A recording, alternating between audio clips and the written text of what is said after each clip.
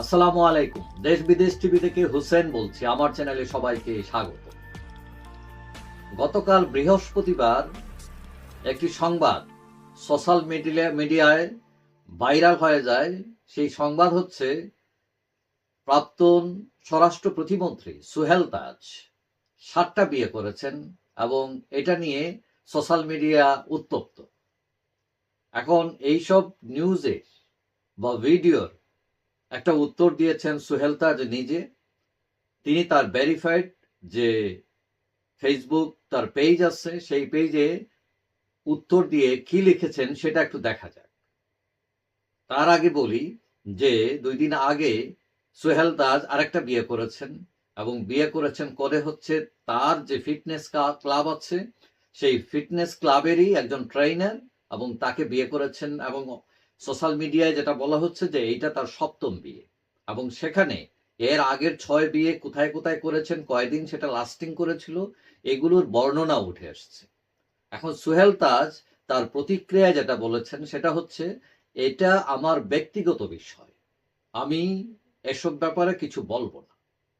তবে তিনি 2টি কমেন্টস শেয়ার করে বলেছেন যে এই কমেন্টসগুলোর পার্থক্য দেখলেই আপনারা বুঝবেন আসল ঘটনা কি। তো এখন তিনি প্রথম কমেন্টস যেটা বলা হয়েছে সেটা হচ্ছে, গুম খুন নির্যাতন দুর্নীতিবাজ ব্রেইন ওয়াশড নব্য বডি লীগের চাঁদাবাজদের দৃষ্টি আকর্ষণ করছি। তো এখন আরেকটা বলা হয়েছে সেটা হলো, গুম হত্যা আদর্শচ্যুত লুটেরাদের বলবো আমার পেজটি আনফলো করতে এবং আত্মসমালোচনা আত্মশুদ্ধি করে অনুশোচনা করে ফিরে আসতে।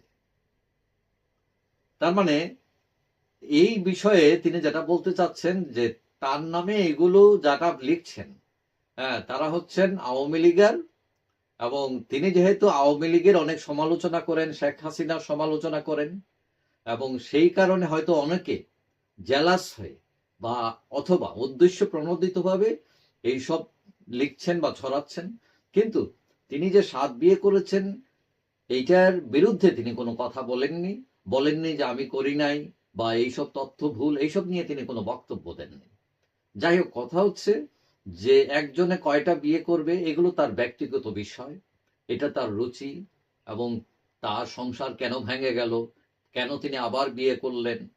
হ্যাঁ, তিনি প্রথম বিয়ে করেছিলেন 17 বছর বয়সে এবং সেই বিয়ের যে কনে ছিলেন তিনি ছিলেন তার চেয়ে 6 বছরের বড় এবং 20 বছর লাস্টিং করেছিল সেই বিয়ে। এবং পরবর্তী বিয়েগুলো যতটুকু জানা যায়, কোনোটা 2 বছর, কোনোটা 3 মাস, এবং সেখানে অনেক বিদেশি পাত্রীও ছিলেন, তার ওয়াইফ ছিলেন। তো এখন সংসার জীবন কেন টিকে নাই এগুলো তারা স্বামী স্ত্রী ছাড়া অথবা আল্লাহ ছাড়া হয়তো কেউ জানে না এগুলো বিষয়। তবে ব্যক্তিগত এইসব বিষয়, এটা তার পছন্দ, তিনি কয়টা বিয়ে করেন। হ্যাঁ, তো এইটা আমি মনে করি ব্যক্তিগতভাবে এটা তার নিজস্ব ব্যাপার। তিনি বিয়ে করেন, হ্যাঁ, করেছেন নতুন, আলহামদুলিল্লাহ, তিনি সুখী হন, সেটাই আমরা প্রার্থনা করতে পারি। যাই হোক, সবাই ভালো থাকবেন। আশা করি দেখা হবে অন্য কোনো ভিডিওতে ইনশাআল্লাহ।